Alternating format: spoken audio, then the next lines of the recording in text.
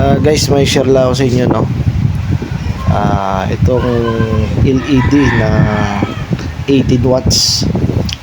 Alam nyo ba guys, yung pagkakabit nito ay hindi tayo pwede magkamali dito.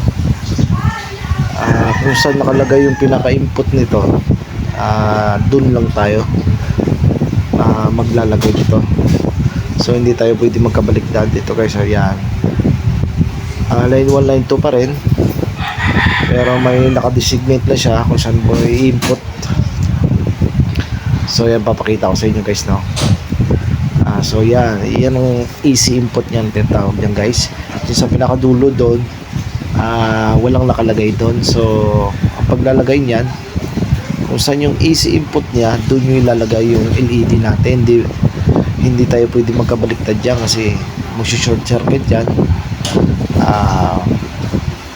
Masisira yung ating LED. So doon lang siya pwede ilalagay kasi tatanggalin ko, and then makikita nyo yung pinakakahan niya.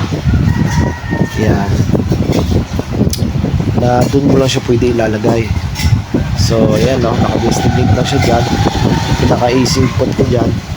And then sa pinaka-LED naman, makikita naman doon guys na may nakalagay doon na mismo easy input. So ayan, no, sa dulo lang nakalagay. So hindi tayo talaga pwede magkabaliktad. At yun lang talaga guys sa pagkakabit ng LED, hindi siya pwede magbaliktaran. So yan lang guys, no. At may natutunan sana kayo dyan.